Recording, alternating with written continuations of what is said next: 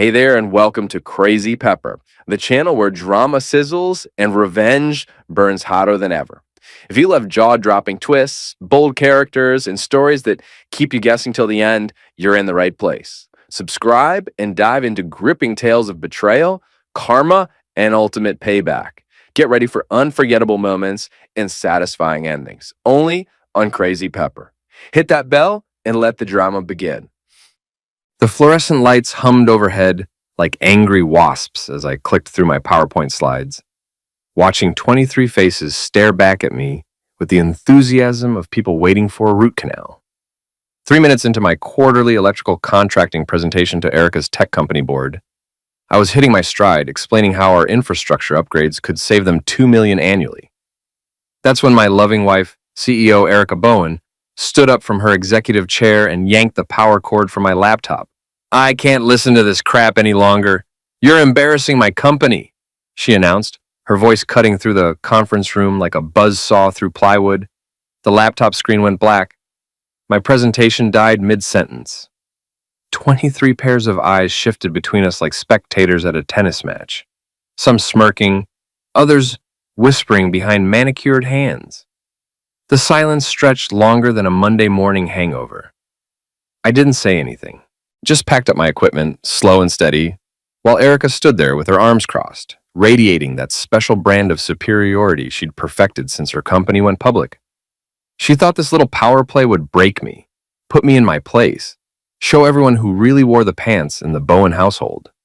She had no idea that 30 seconds before her dramatic performance, I'd received a text from her biggest client, Harrison Tech. "Leave the room. She's about to learn a lesson she'll never forget." I zipped up my laptop bag and walked toward the door, my work boots silent on the polished marble floor. Behind me, I heard Erica's assistant clear her throat.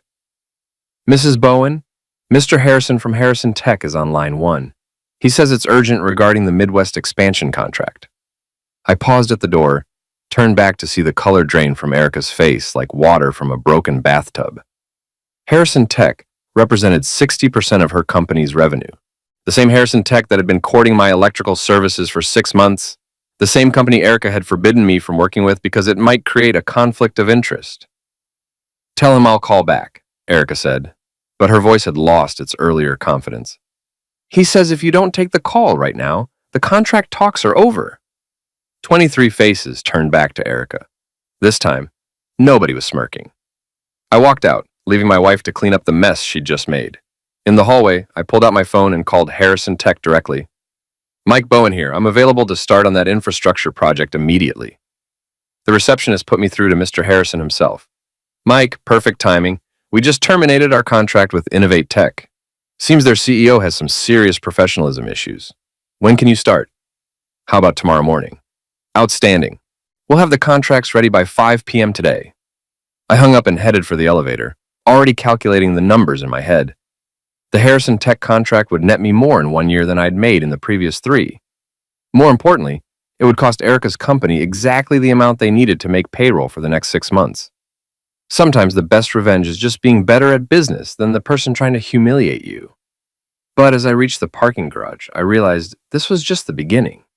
Erica had been playing games for months, undermining my business, making snide comments about my blue-collar limitations at dinner parties, treating me like an embarrassment she couldn't quite figure out how to dispose of. Well, if she wanted to play hardball, I was about to show her what a real contractor's swing looked like. The setup. My name is Mike Bowen, and I've been married to Erica for 19 years.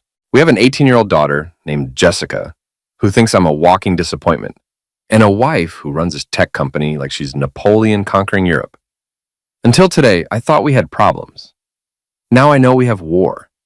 I've spent 2 decades building Bowen Electrical from a one-man operation into the most reliable commercial contractor in the tri-state area. While Erica was climbing corporate ladders in her designer heels, I was crawling through the industrial crawl spaces making sure the lights stayed on. Different worlds, like same goal, or so I thought. The drive home took me through downtown, past the boxing gym where I still train 3 times a week, past the sports bar where my crew unwinds after tough jobs, past the hardware store where everybody knows my name and my credit is better than gold. This is my world, and it's solid, honest, and built to last. Erica's world is glass towers, quarterly projections, and stock options. Her friends wear suits that cost more than most people's monthly rent and discuss market disruption like they're planning military campaigns. I used to think we balanced each other out. Now I'm starting to wonder if we're just two different species sharing the same habitat. I pulled into our driveway, a modest three-bedroom ranch in a neighborhood that was nice when we bought it 15 years ago and is still nice now, despite Erica's constant hints about upgrading to something more appropriate for our station. The garage door opened with a familiar rumble, and I parked next to Erica's BMW, a sleek black machine that probably cost more than most people's annual salary. Inside, Jessica was sprawled on the couch, laptop balanced on her knees, earbuds blocking out the world. She glanced up when I walked in, took in my work clothes and tool bag, and went back to her screen without a word. The respect in this house was overwhelming. How was school? Schön, I asked. Fine, she mumbled, not looking up. Learn anything interesting? Not really. This was the extent of most conversations with my daughter these days. Somewhere between her 16th and 18th birthdays, I'd transformed from daddy to that guy who pays the bills and occasionally says embarrassing things. Erica assured me this was normal teenage behavior, but I suspected there was more to it. I headed to the kitchen and grabbed a beer from the refrigerator, twisting off the cap and taking a long pull. The Harrison Tech contract was already feeling like a victory, but something told me this was going to get complicated fast. Erica didn't like losing, and she especially didn't like losing to me. My phone buzzed with a text message. Tony Mendez, my best friend and owner of Mendez Boxing Gym. Heard you caused some drama at the corporate palace today. Details at the gym, 7 p.m. Bring gloves. Tony had a network of contacts that would make the CIA jealous. If word of today's conference room showdown had already reached him, it would be all over town by tomorrow morning. In a city this size, business drama traveled faster than gossip at a church bake sale. I was finishing my beer when the garage door rumbled again. Erica's BMW pulled in with the precision of a guided missile, and I could practically feel the anger radiating through the kitchen wall. This was going to be interesting. The door from the garage burst open, and Erica stormed in like a tornado in designer clothes. Her face was flushed, her usually perfect hair slightly disheveled, and her eyes had the wild look of someone who'd just watched their carefully constructed world take a sledgehammer to the face. "You son of a witch," she hissed, dropping her briefcase on the counter with a bang that made Jessica look up from her laptop. "Good evening to you too, honey. How was your day?" Don't you dare play innocent with me. Harrison Tech was my client, mine. You had no right to interfere with my business relationships. I leaned against the kitchen island, maintaining the calm demeanor that I knew drove her crazy. Actually, they approached me 6 months ago. You're the one who told me not to work with them. Something about conflicts of interest. That was to protect both our companies. Really? Because from where I'm standing, it looks like you were trying to control my business decisions while treating me like garbage in front of your board. Jessica had abandoned all pretense of not listening. She'd pulled out her earbuds and was watching us like we were the evening entertainment. You deliberately sabotaged my presentation today, Erica continued, her voice rising. Walking out like that, making me look incompetent in front of my investors. I walked out because you unplugged my equipment and told 23 people that my work was crap. What exactly was I supposed to do, stand there and take it?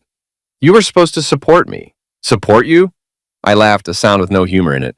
Like you supported me when you told the Hendersons at their anniversary party that you were embarrassed to be married to a tradesman. Or when you forgot to invite me to your company Christmas party because I wouldn't fit in with your corporate friends. The kitchen fell silent, except for the hum of the refrigerator. Jessica was staring at both of us with wide eyes, probably seeing her parents clearly for the first time in years. Erica's anger shifted into something colder, more calculated.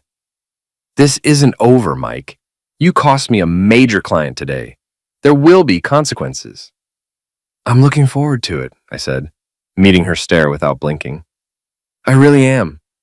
She grabbed her briefcase and headed for the stairs, her heels clicking on the hardwood like fire shots. A few seconds later, her bedroom door slammed hard enough to rattle the windows. Jessica was still staring at me. Dad, are you and Mom getting divorced? I looked at my daughter, this young woman who'd grown up watching her parents drift apart like continents in slow motion, and realized I didn't have a good answer.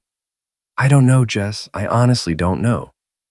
The gym, Mendez Boxing Gym, occupied the ground floor of a converted warehouse on the south side of town, in a neighborhood where people still fixed their own cars and knew their neighbors' names. The building was old brick and honest steel, the kind of construction that would outlast whatever trendy architecture was currently cluttering the business district. I walked in at 7 p.m. sharp, breathing in the familiar smell of leather, sweat, and determination. Tony was in the ring with a kid who couldn't have been more than 16, teaching him how to throw a proper jab without telegraphing his intentions. "Keep your shoulder relaxed," Tony called out. "Power comes from your legs, not your arm. Again." The kid threw another punch, better this time, and Tony nodded approval. "Good. Now go hit the heavy bag for 10 minutes. Focus on form, not power." Tony climbed out of the ring and walked over to where I was wrapping my hands. At 52, he still moved like the middleweight contender he'd been 20 years ago before a car accident ended his professional career and led him to open this gym. "So," he said, settling onto the bench beside me, "word is you declared war on the corporate princess today. Word travels fast. My nephew works security at her building. Says she came back from lunch looking like she wanted to homicide someone, then spent 2 hours on the phone screaming at lawyers." I finished wrapping my left hand and started on the right. "She humiliated me in front of her board, so I took a contract she wanted. Fair trade." "Fair trade?" Tony laughed. "Brother, you just cost your company about $3 million in revenue. That's not fair trade, that's nuclear warfare. Maybe it's time for nuclear warfare." Tony studied me with the intensity he used to reserve for sizing up opponents. "What's really going on, Mike? This isn't just about a business contract." I told him about the presentation, about the months of subtle humiliation, about feeling like a stranger in my own house. Tony listened without interrupting, occasionally nodding or shaking his head. "How long has this been building?" he asked when I finished. "Honestly, years. I just kept telling myself it was stress from her job or normal marriage stuff or whatever, but today, when she unplugged that laptop, I shook my head. It wasn't about the presentation. It was about putting me in my place, showing everyone that I'm just the hired help. "So what's your plan?" "I don't have one yet, but I'm done being treated like I'm something she scraped off her shoe." Tony was quiet for a moment, watching the kid work the heavy bag. "You know what your problem is, Mike? You're thinking like a contractor." "What's that supposed to mean?" "Contractors fix problems one at a time. Electrical issue here, wiring problem there. But what you've got is a systemic failure. The whole structure is compromised, and you can't fix it with patch jobs." I considered this. "So what would you do?" "Me? I'd stop playing defense and start playing offense. But I'd be smart about it. Your wife is used to corporate warfare, boardroom politics, that whole scene. That's her turf. And she's got home field advantage. And you need to get her off her turf and onto yours." Before I could ask what he meant, my phone buzzed with a text message. "Jessica, Mom is on the phone with Uncle Gavin. They're talking about you. Thought you should know." Gavin Price. Erica's younger brother, a guy who'd never worked an honest day in his life, but somehow always had money for expensive cars and designer clothes. He worked as Erica's chief operating officer, a job that seemed to consist mainly of agreeing with whatever she said and looking important in meetings. "Trouble?" Tony asked, reading my expression. "Erica's calling in reinforcements, her brother. The pretty boy who drives the Porsche? That's him." Tony grinned, and it wasn't a pleasant expression.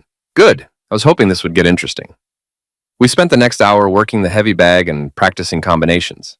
Physical activity had always been my way of thinking through problems, and by the time we finished, I had the beginnings of a plan. The drive home took me past Erica's office building, a glass and steel monument to modern ambition that dominated the downtown skyline. Most of the windows were dark, but I could see lights on the executive floor where she was probably still working, plotting whatever corporate revenge she had in mind. Let her plot. I'd spent 20 years building a business from nothing, dealing with difficult clients, impossible deadlines, and problems that couldn't be solved with PowerPoint presentations. If Erica wanted a fight, she was about to discover that blue-collar warfare operated by different rules than boardroom politics. I pulled into the garage to find Gavin's silver Porsche parked in my usual spot. Through the kitchen window, I could see him and Erica sitting at the dining room table, papers spread between them, deep in conversation. Time to crash the strategy session. The brother, I walked into my own house like I was entering enemy territory, which, considering the circumstances, wasn't far from the truth. Gavin and Erica looked up from their paperwork with identical expressions of annoyance, as if I'd interrupted something important. Mike, Gavin said, standing up and extending his hand with the kind of fake smile that politicians practice in mirrors. Good to see you. I ignored the handshake. Gavin, still driving that compensation mobile, I see. His smile flickered but held. Gavin was 35, 6 feet tall, and spent enough time at expensive gyms to maintain the physique of someone who'd never done real physical work. His suit probably cost more than most people's monthly mortgage, and his watch could have paid for a decent used car. We were just discussing some business opportunities, Erica said, gathering up the papers. Nothing that would interest you. Try me. Gavin sat back down, making himself comfortable in my dining room chair. Actually, Mike, we were talking about you. Erica tells me you've been having some professional difficulties lately. Is that what she calls it? Look, Gavin continued, leaning forward with the earnest expression of someone about to deliver bad news. I know today's situation was unfortunate, but we're family. We should be working together, not against each other. Working together, like when you convinced Erica to block my bid on the Morrison project last year? That was a business decision, nothing personal. Everything's personal, Gavin. That's what you corporate types never understand. Erica stood up, her patience clearly exhausted. This is exactly the kind of attitude that's been holding you back, Mike. Everything doesn't revolve around your hurt feelings. You're right, I said, pulling out my phone. It revolves around results. I showed them the Harrison Tech contract, signed and sealed, with payment terms that would make any contractor weep with joy. $60 million infrastructure project, 18-month timeline, with options for 3 additional phases. Guess they weren't too impressed with Innovate Tech's professionalism. The silence that followed was beautiful. Gavin's fake smile disappeared entirely, and Erica looked like someone had just told her the stock market had crashed. That contract was mine, she said quietly, was being the operative phrase. Gavin cleared his throat. Mike, I think you're misunderstanding the bigger picture here. Innovate Tech employs over 300 people. Your little stunt today could cost a lot of innocent people their jobs. My little stunt? Your sister humiliated me in front of 23 people, and you're worried about the bigger picture? I'm worried about family. Funny, I don't remember you being worried about family when you helped Erica restructure her company to exclude my business, or when you convinced her to move our personal accounts to that investment firm that just happened to be run by your college roommate. Gavin's composure cracked slightly. Those were sound financial decisions. For who? Before he could answer, Jessica appeared in the kitchen doorway, still in her school clothes, looking uncomfortable. Dad, there's a guy at the door who says he's from Harrison Tech. He has papers for you to sign. Perfect timing. I excused myself and went to the front door, where a courier was waiting with an envelope, thick enough to choke a horse. The Harrison Tech advance payment authorization, along with a project timeline that would keep me busy for the next 2 years. When I returned to the dining room, Gavin and Erica were huddled in intense conversation. They broke apart when they saw me, but not before I caught the tail end of Gavin's words. Make this go away quietly. Make what go away? I asked. Nothing, Erica said quickly. Gavin was just leaving. But Gavin wasn't moving. Instead, he was studying me with a new expression, calculating and cold. Actually, Mike, I think we should talk. Man to man. I'm listening. You've got a nice business, a good reputation in this town. It would be a shame if something happened to damage that. The temperature in the room seemed to drop 10 degrees. Is that a threat? It's a reality check. Business relationships are fragile things. Reputations can be destroyed overnight. One bad Yelp review, one dissatisfied client, one safety violation reported to the state licensing board. I took a step closer to Gavin, close enough to see the uncertainty flickering behind his corporate confidence. You know what the difference is between you and me, Gavin? What's that? You've never been in a real fight in your life. Gavin's face flushed red, but he held his ground. This isn't about fighting, Mike. This is about being smart. Then here's some smart advice. Stay out of my business. Stay out of my house. And if you ever threaten me again, you'll discover that 20 years of electrical work builds more than just technical skills. The silence stretched between us like a live wire. Finally, Gavin stood up, straightened his tie, and picked up his briefcase. Think about what I said, Mike. Family is important. but business is business. He headed for the door, pausing to kiss Erica on the cheek. Call me tomorrow. We'll figure out a solution. After he left, Erica and I stood in our dining room, looking at each other across a distance that felt wider than the Grand Canyon. This has to stop, she said finally. I agree. I mean it, Mike. Whatever game you think you're playing, it ends now. Game? I laughed. You think this is a game? Your brother just threatened to destroy my business and you're worried about games? Gavin was trying to help. Gavin was trying to intimidate me. There's a difference. Erica gathered up her papers and headed for the stairs. At the bottom step, she turned back to me. I won't let you destroy everything I've built. And I won't let you destroy everything I've built. Looks like we have a problem. She climbed the stairs without another word, leaving me alone in the dining room with the Harrison Tech contract and the growing realization that this war was just getting started. The escalation. 3 days later, I was installing new electrical panels at a downtown office building when my foreman, Carlos, approached with a worried expression and a clipboard full of bad news. Boss, we got problems. The Morrison project? They just canceled our contract. No explanation, just a phone call saying our services are no longer required. I set down my wire dancers and took the clipboard. The Morrison project was a 6-month job worth $200,000, the kind of steady work that kept my crew employed through the slow winter months. Did they say why? Something about budget constraints and going with a larger contractor. But get this, I heard from my cousin who works at Peterson Electric that they got the job for exactly the same price we were charging. Peterson Electric, a company that specialized in undercutting local contractors by using non-union labor and cutting corners on materials. They were also one of Innovate Tech's preferred vendors. My phone rang. The caller ID showed the number for Brennan Construction, another client I'd worked with for over a decade. Mike, it's Jim Brennan. Listen, I hate to do this, but we're going to have to postpone the warehouse project indefinitely. Postpone? Jim, we're supposed to start Monday. I know, but we just lost our primary investor. Guy pulled out this morning, said he'd heard some concerning things about our contractor selection process. What kind of concerning things? Nothing specific, just rumors about reliability issues, safety violations, that sort of thing. You know how investors are. They get spooked by anything that might affect their liability. After I hung up, I sat in my truck for 10 minutes, adding up the numbers. 3 canceled contracts in 1 week, all from clients I'd worked with for years, all citing vague concerns about my company's reputation. Gavin hadn't been making threats. He'd been making promises. I drove to Mendez Boxing Gym, where I found Tony sparring with a heavyweight who looked like he could bench press a pickup truck. Tony was giving up 60 pounds in 20 years, but he was making the bigger man look clumsy with superior footwork and ring intelligence. Time, Tony called, and both fighters touched gloves. The heavyweight headed for the water fountain, while Tony climbed out of the ring, barely breathing hard. You look like someone just told you the IRS wants to audit your entire life, he said, toweling off his face. I filled him in on the canceled contracts and mysterious reputation problems. Tony listened without interrupting, his expression growing darker with each detail. How much is this costing you?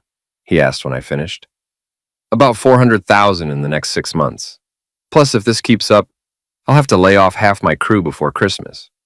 And you're sure it's the brother-in-law? Who else? These clients have worked with me for years. They don't just suddenly develop concerns about my reliability.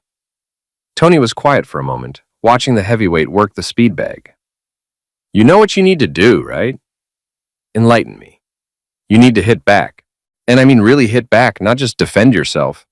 I'm open to suggestions. Tony grinned. Remember that corporate retreat Erica's company does every year? The one at that fancy resort up at Lake Morrison? I remembered. Every September, Innovate Tech rented out the entire lakeside resort for a weekend of team building, strategic planning, and expensive booze. Erica always came back talking about breakthrough innovations and synergistic partnerships, corporate buzzwords that sounded impressive but meant nothing. What about it? My brother-in-law does the catering for that place. Says this year's retreat is next weekend and they're expecting some major announcement. Something about a merger with a California tech company. So wouldn't it be interesting if something went wrong with their presentation? Technical difficulties, maybe. The kind of problems that happen when the electrical system isn't quite up to handling all that sophisticated equipment. I stared at Tony. You're suggesting I sabotage their retreat? I'm suggesting you remind them that every building in this town depends on electrical contractors to keep the lights on, and some contractors are more reliable than others. It was a tempting idea, but also potentially illegal. I can't just cut their power, Tony. That's vandalism. Who said anything about cutting power? I'm talking about legitimate electrical work, emergency repairs, system upgrades, routine maintenance that just happens to require shutting down certain circuits during critical moments. The resort would never authorize that kind of work during their event. They would if they received an official notice from the county electrical inspector about code violations that needed immediate attention. I looked at Tony more carefully. You've really thought this through, haven't you? I've been thinking about it since your wife unplugged your laptop. Some people need to learn that actions have consequences. That evening, I sat in my home office, staring at the Harrison Tech contract and doing calculations. Even with that major project, the loss of local clients would seriously damage my business. Worse, if Gavin kept spreading rumors, other contractors might start avoiding me entirely. In a business built on reputation and relationships, isolation was death. My laptop chimed with an email notification. The sender was someone named David Chen from Peterson Electric, the company that had stolen the Morrison project. Mr. Bowen, the email read, I wanted to reach out regarding some of the projects we've recently acquired. If you're interested in subcontracting opportunities, we might be able to find some work for your crew. Obviously, the rates would be lower than what you're used to as a primary contractor, but it might help bridge the gap during this difficult period. Please let me know if you'd like to discuss terms. The email was professional, polite, and absolutely infuriating. Peterson Electric was offering to throw me scraps from the table they'd stolen from me, probably at half my usual rates. I was about to delete the email when I noticed something interesting in the signature line. David Chen was listed as Project Coordinator, Innovate Tech Partnership Division. Partnership Division. That was new. I opened a new browser window and did some research on Peterson Electric. What I found was illuminating. The company had been struggling financially for the past 2 years, with several lawsuits over shoddy work and safety violations.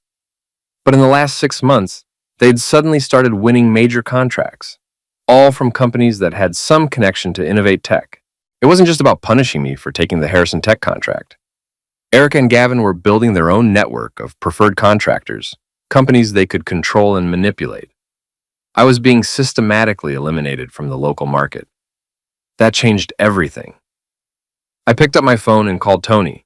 Remember that conversation we had about hitting back? Yeah? Let's talk.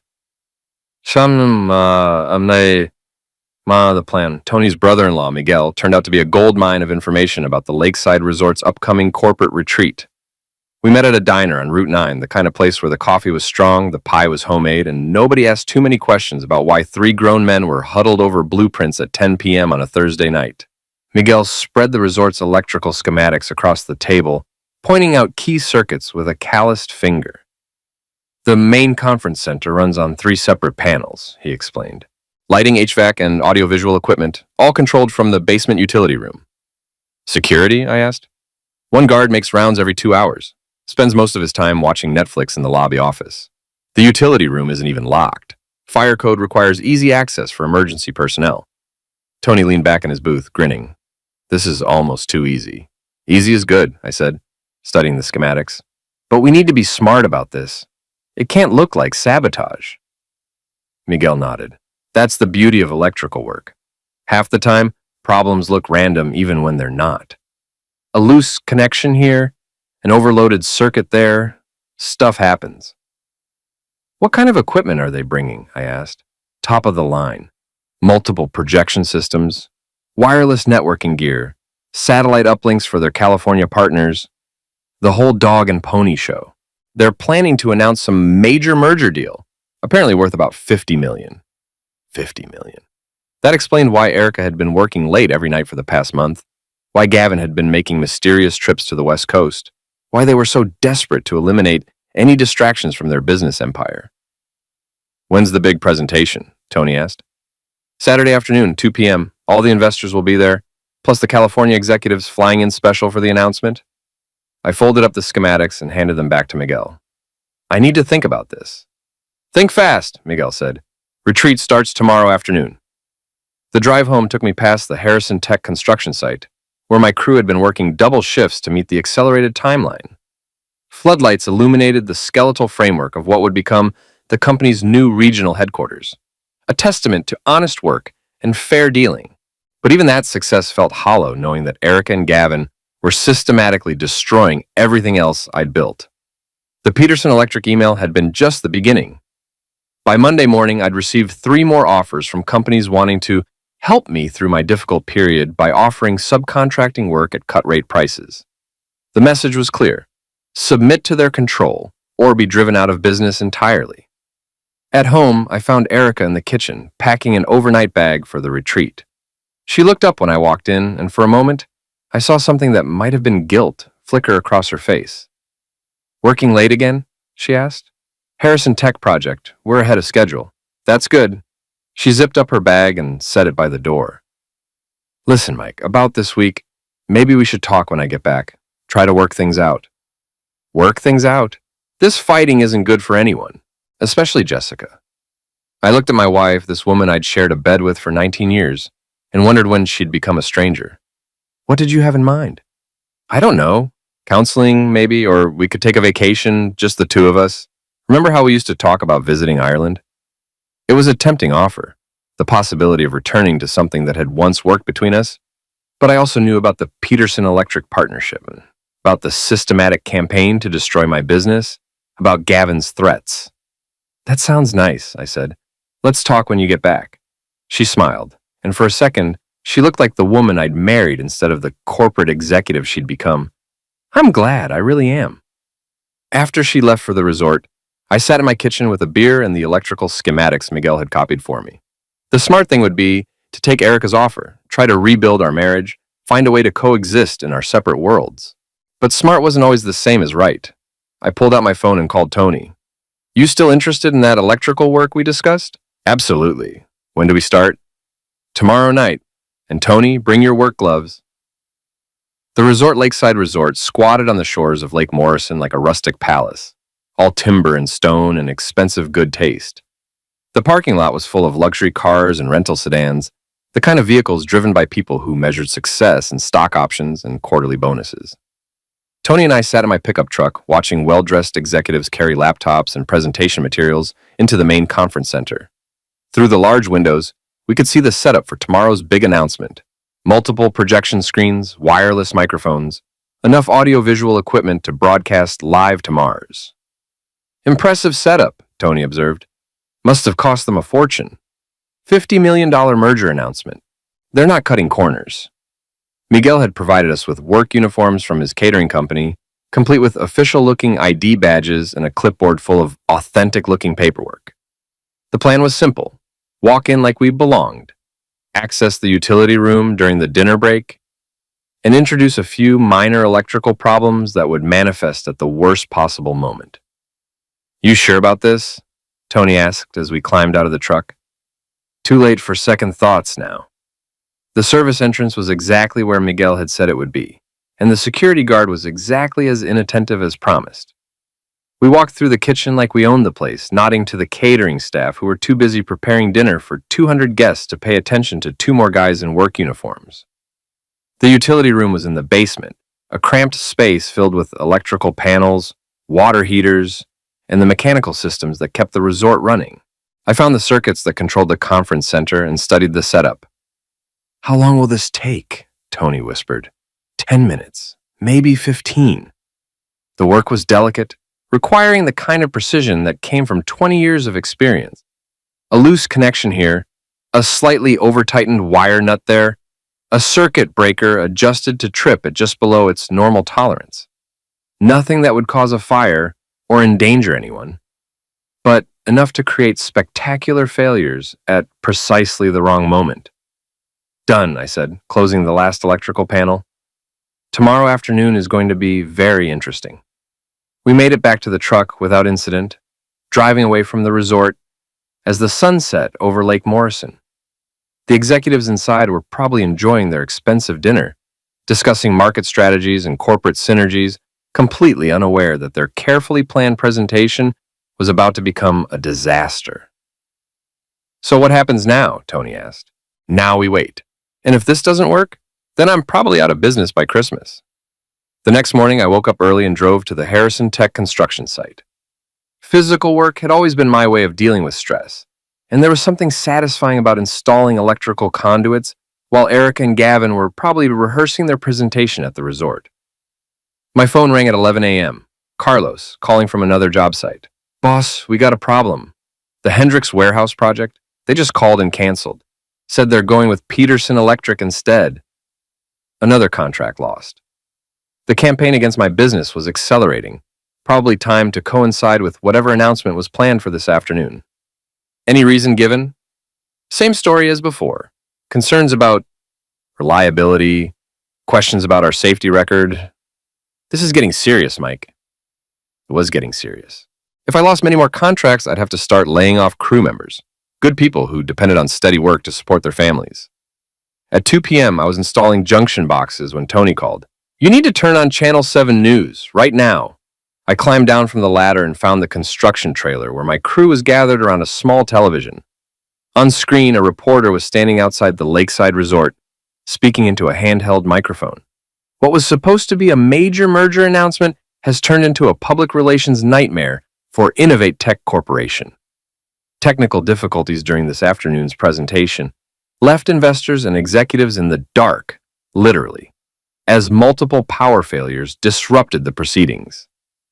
The camera cut to footage of the conference center, where confused executives were milling around in semi-darkness while resort staff scrambled to restore power. In the center of the chaos, I could see Erica and Gavin, their faces illuminated by the glow of emergency lighting.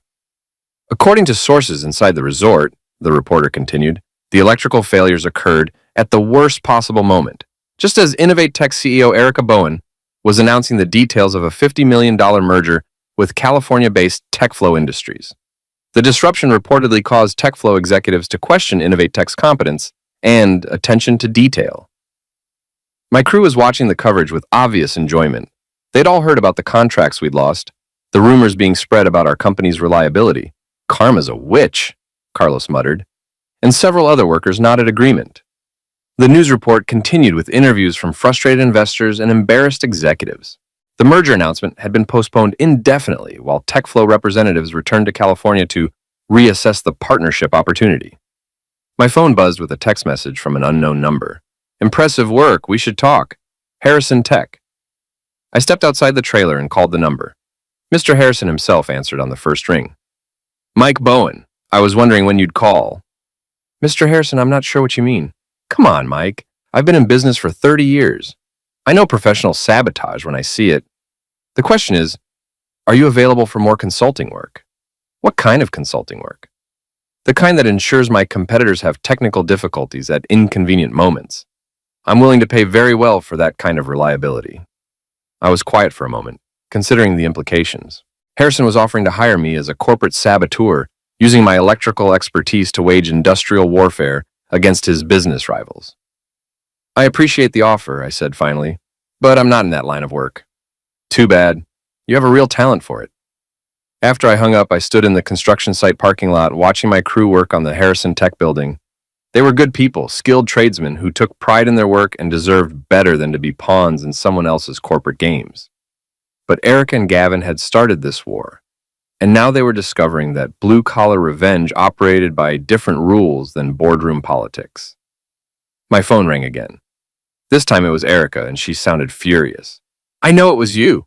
I don't know what you're talking about. The power failures, the electrical problems. You sabotaged our presentation. That's a serious accusation. Do you have any proof?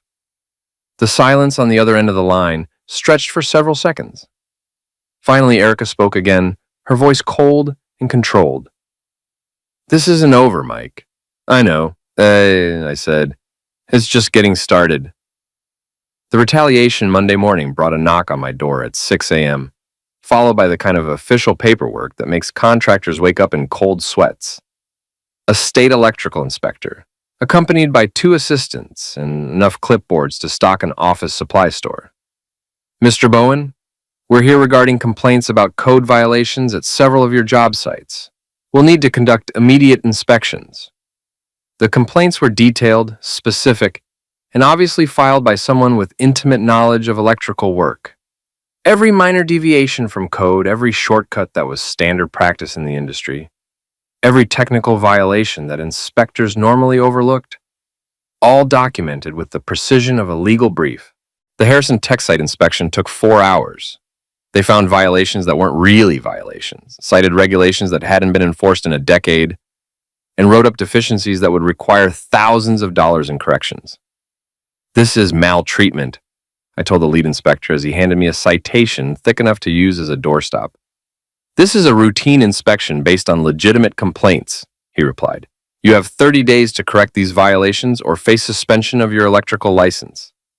After they left, I sat in the construction trailer with Carlos, reading through the citations and calculating the cost of compliance.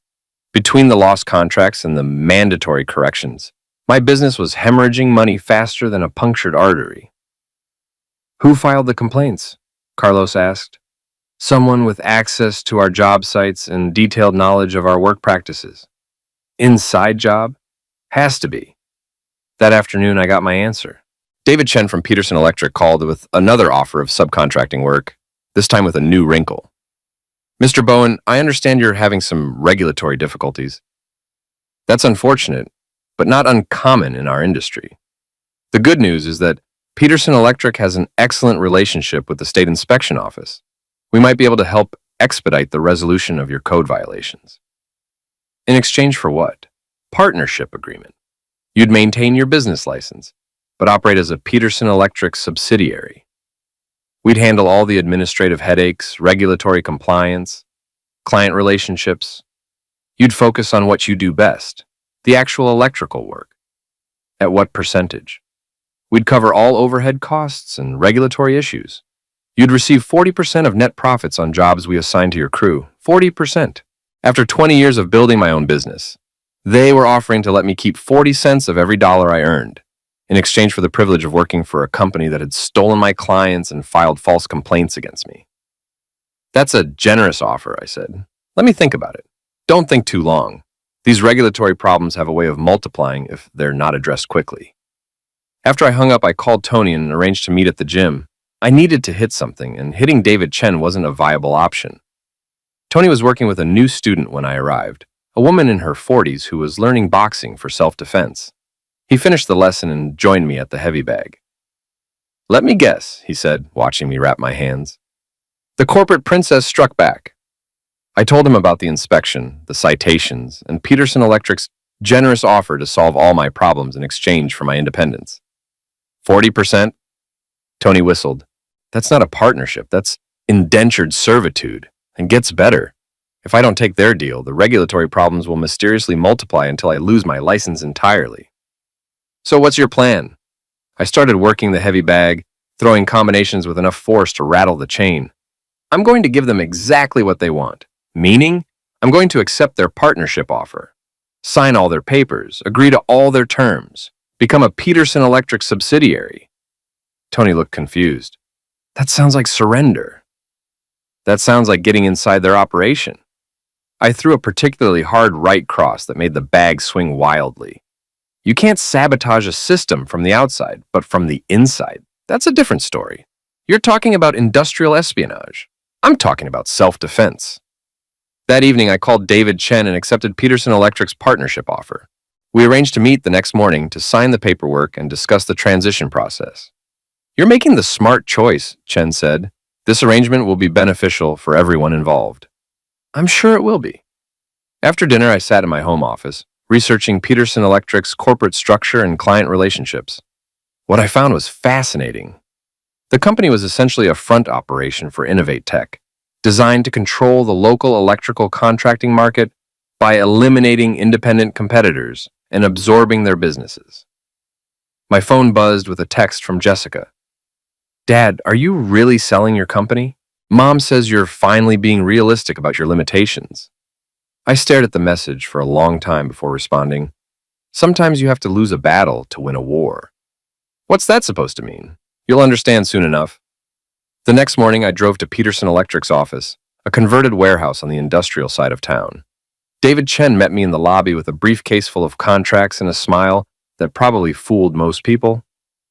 Mike, great to see you. Ready to start this new chapter? Absolutely. The contracts were exactly what I'd expected. Comprehensive, one-sided, and designed to give Peterson Electric complete control over my business operations.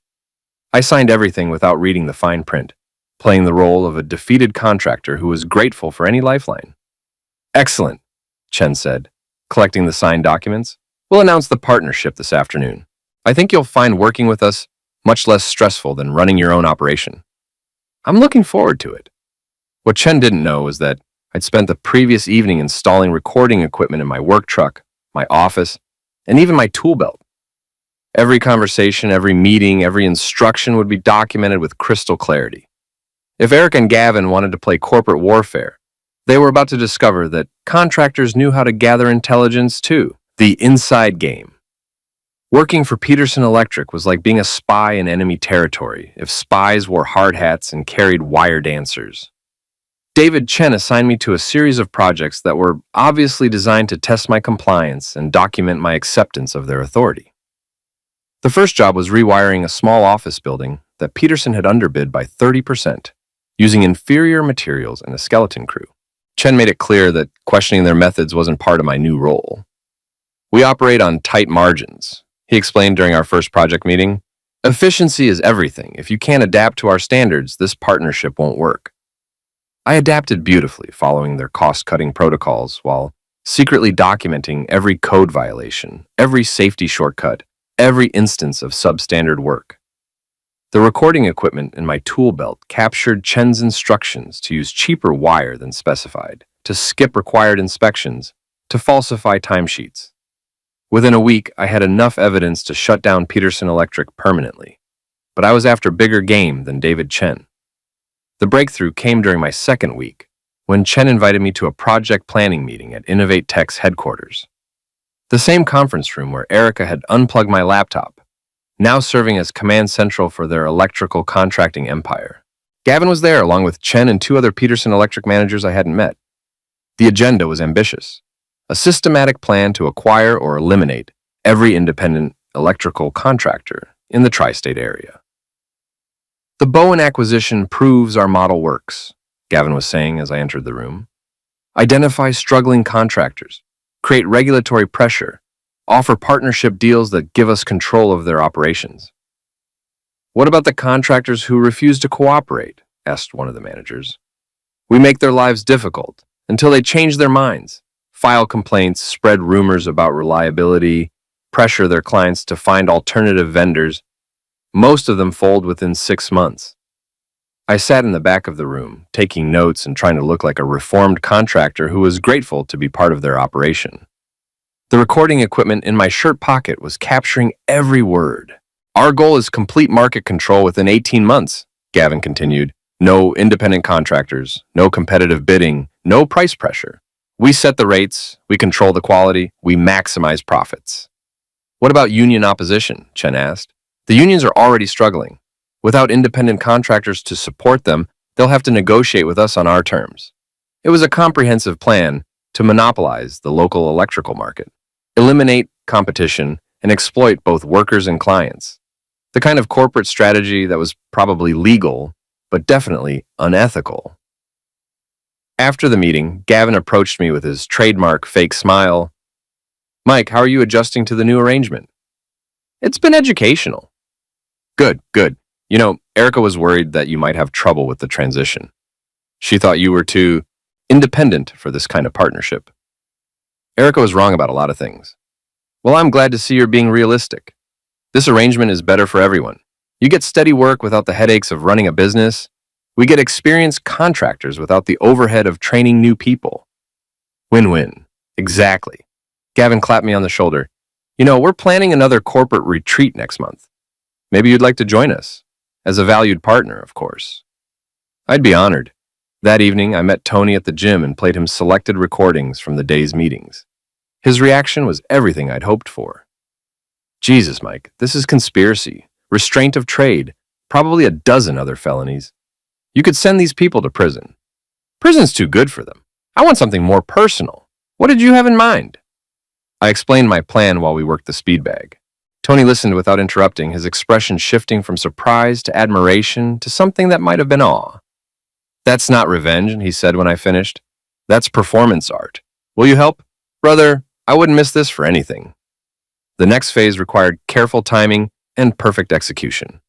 Over the following weeks, I continued playing the role of compliant contractor while secretly preparing for the most spectacular act of professional sabotage in the history of corporate warfare.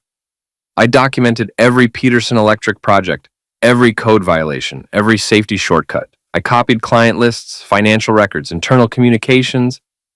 I built a comprehensive database of evidence that would destroy not just Peterson Electric, but everyone connected to their operation. More importantly, I identified the weak points in their corporate structure, the relationships and dependencies that kept their empire functioning.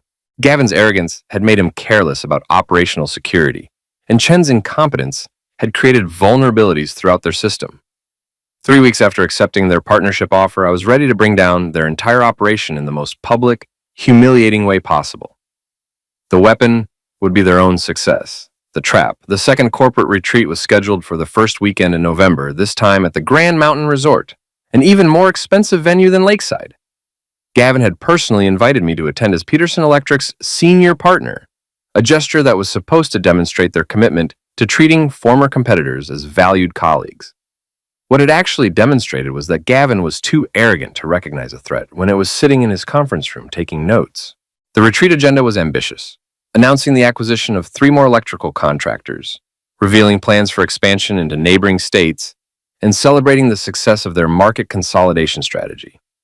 The guest list included investors, clients, regulatory officials, and media representatives. Perfect. I spent the week before the retreat making final preparations. Tony helped me load specialized equipment into a rented van, while Miguel provided detailed intelligence about the resort's layout and security procedures. "You sure about this?" Tony asked as we reviewed the plan one final time. "Once you pull this trigger, there's no going back." There was no going back the moment Erica unplugged my laptop. "Fair enough. What do you need me to do?" "Just be ready with the backup plan if things go sideways." Friday afternoon, I drove to the Grand Mountain Resort with a trunk full of audiovisual equipment and a head full of righteous anger. The parking lot was already crowded with luxury cars and corporate rental vehicles, the modern chariots of people who measured success in market share and quarterly profits. Check-in was smooth, with resort staff treating me like any other corporate executive attending a high-level business retreat. My room was on the 3rd floor with a view of the mountains and convenient access to the conference center. The welcome reception that evening was a masterpiece of corporate networking, with executives mingling over expensive wine and discussing market strategies like generals planning military campaigns. I circulated through the crowd, playing the role of grateful contractor, while secretly photographing key attendees and recording conversations. Erica was there, of course, holding court near the bar with a group of investors who hung on her every word. She looked confident, successful, completely in control of her expanding empire. When she saw me, she nodded politely but didn't approach. Gavin was more sociable, introducing me to various clients and partners as one of our most valuable acquisitions. The irony was delicious. Mike's transition from independent contractor to Peterson Electric partner has been seamless, he told a group of potential investors. It proves that our acquisition model creates value for everyone involved. "What convinced you to join Peterson Electric?" asked one of the investors. I smiled and delivered the line I've been practicing all week. "Sometimes you have to recognize when you're outmatched by a superior business strategy." The investor nodded approvingly. "Smart man. Knowing when to fold is just as important as knowing when to fight." Absolutely. Saturday morning sessions were devoted to technical presentations about market expansion and operational efficiency. I sat in the back row, ostensibly taking notes, but actually finalizing the timing for the afternoon's main event. The keynote presentation was scheduled for 2 p.m. in the resort's main conference center, the same venue where they'd announced their previous acquisitions. Gavin would be presenting their expansion plans to an audience of investors, clients, and media representatives. It would be the perfect stage for their downfall. At 1:30, I excused myself from the pre-presentation networking session and headed to the conference center's audio-visual control room. The door was locked, but 20 years of electrical work had taught me how to bypass simple security systems. The control room was exactly what I'd expected. banks of equipment controlling lighting, sound, projection systems, and recording devices. Everything needed to turn a corporate presentation into a public execution. I connected my laptop to the main projection system and loaded the files I'd spent weeks preparing. Video recordings of Peterson Electric's illegal practices, audio files of Gavin discussing their market manipulation strategies, financial documents proving their conspiracy to eliminate competition. But the centerpiece was a comprehensive presentation detailing every aspect of their operation, complete with names, dates, dollar amounts, and evidence of regulatory violations. I'd titled it, The Peterson Electric Papers, a Case Study in Corporate Conspiracy. At exactly 2 p.m., Gavin took the stage to thunderous applause from an audience that had no idea they were about to witness the most spectacular corporate meltdown in the resort's history. "Ladies and gentlemen," he began, "thank you for joining us today as we announce the next phase of Peterson Electric's expansion strategy." He clicked his remote to advance to the first slide of his presentation. Instead of corporate logos and market projections, the screen filled with a recording of Gavin explaining how they used regulatory pressure to force contractors into submission. The audience fell silent. Gavin clicked his remote again, frantically trying to advance past what he assumed was a technical glitch. The next slide was an audio recording of David Chen instructing contractors to use substandard materials and skip required inspections. "What the hell is this?" Gavin muttered into his wireless microphone, his voice carrying clearly through the conference center's sound system. I stood up in the back of the room. "It's called evidence, Gavin." Every head in the audience turned toward me. Erica was standing near the front, her face pale with shock and growing understanding. "Ladies and gentlemen," I said, walking toward the stage, "what you're seeing is the real Peterson Electric business model. Not market expansion, but market manipulation. Not competitive advantage, but criminal conspiracy." The presentation continued automatically, displaying document after document, proving Peterson Electric's illegal activities. Financial records showing payments to regulatory officials, emails discussing plans to eliminate competitors, recordings of meetings where they celebrated driving honest contractors out of business. "This is sabotage," Gavin shouted, but his wireless microphone was now under my control, and his voice was cut off. "This is justice," I replied, my voice amplified through the sound system. "For 3 months, you've systematically destroyed my business and the businesses of other honest contractors. You've corrupted regulatory officials, manipulated clients, and violated dozens of state and federal laws." The audience was transfixed, watching the evidence scroll across multiple screens while I narrated their crimes in detail. Investors were pulling out their phones, probably calling their lawyers. Media representatives were recording everything, recognizing the biggest business scandal in the region's history. "Everything you're seeing is documented, verified, and already in the hands of state and federal investigators," I continued. "Peterson Electric is finished. Innovate Tech's involvement in this conspiracy makes them liable for criminal prosecution and civil damages. And everyone who participated in or profited from this operation is about to face the consequences." Gavin had abandoned the stage and was pushing through the crowd toward the exit, but resort security was already blocking the doors. Erica was standing frozen near the front row, watching her corporate empire collapse in real time. The final slide of my presentation was simple. A list of every honest contractor they'd driven out of business, every worker they'd exploited, every client they'd deceived. "This is for all of them," I said. "And this is what happens when you mistake kindness for weakness." I walked off the stage and out of the conference center, leaving behind the chaos of a corporate empire in its death throes. In the parking lot, Tony was waiting beside my truck, grinning like a man who'd just watched his favorite team win the championship. "How'd it go?" he asked. "Better than expected." "What happens now?"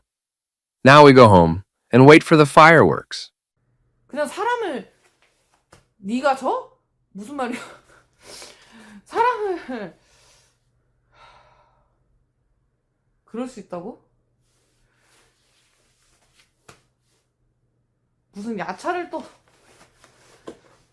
그냥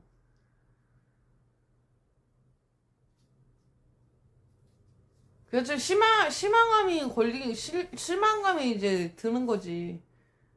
남자든 여자든 다 내가 이제 뭐 여자 얘기하면은 탑이 인정이죠, 인정이죠. 골뱅님 어서오세요. 아니, 스낵랩도 해요, 스낵랩. 아니, 여자도 그렇고, 내가 방송을 안 봐. 내 것만 하고 그랬는데, 이렇게, 뭐, 이렇게, 정보가 들어오지? 얘가 나를 깐다. 하여튼, 막, 그때 이제 완전 초창기 때는 힘들었거든요?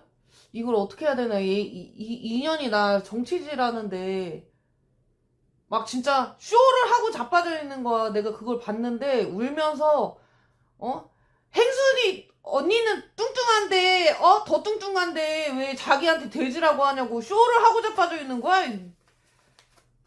누군지 알 거야 아마. 근데 그녀는 천벌 받을 거예요. 천벌. 아니 여자라고 언니라고 했잖아 지금.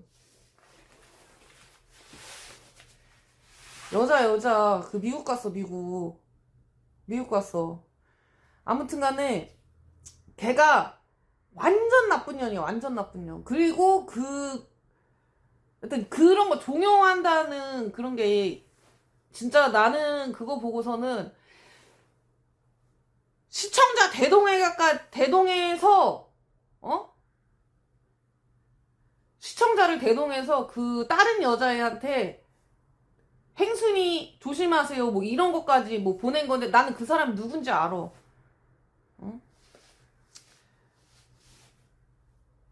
둘 다 똑같아. 어차피 그 나물에 그 밥이라고 똑같아요. 똑같아. 뭐 얘기를 해줘도 뭐 안 듣는데. 그만 얘기해서 초성 얘기하지 마세요. 보면 누군지 알아. 갑자기 이런 얘기 왜 나오는 거야. 개빡치게. 인봉이는 그런 거 없어. 현피 뜨려고 했는데 안 된대. 그래가지고 취소당했지. 현피 뜨려고 했는데 취소당했어. 야차하자 그러니까 안 된다고 해가지고. 한파가 뭐야. 야차 하려고 했는데 안 됐어요. 인봉이 약간 이쁘장하게 생겼다고? 쇼님 어서오세요. 아니 명분 받고 한 건데 1, 2, 3, 4님 어서오세요. 아니 명분 받고 한 거지. 그냥 내가 후드로 팼을까봐. 그리고 나도 뭐 인봉이 말고 다른 애랑 그거 했을 때 나도 배에 맞았어. 배에 걔만 맞은 줄 알아 다들. 사람들이 말이야. 그리고 이제 난 명분을 받았으니까 그거 WWE를 한 거지 뭐. 야 인봉이든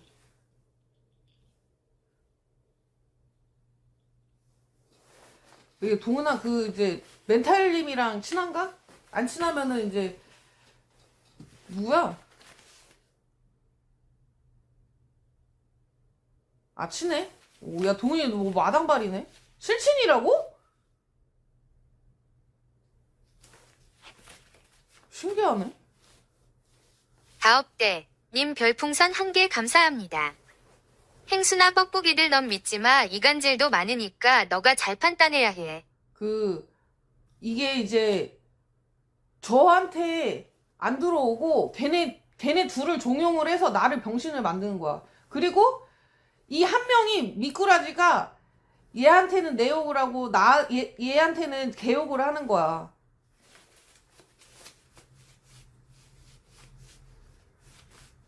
아무튼 그때는 진짜 거의 크루 초창기고 막 뭘 모르니까는 솔직히 저는 다들 잘 됐으면 좋겠어서 이렇게 서로 잘 지내보자 뭐 이런 식으로 얘기를 했는데 제가 당한 거죠 뭐. 달랭이 안녕하세요. 100개? 나도 인티 좀. 예, 여기까지만 할게요. 새해 목표?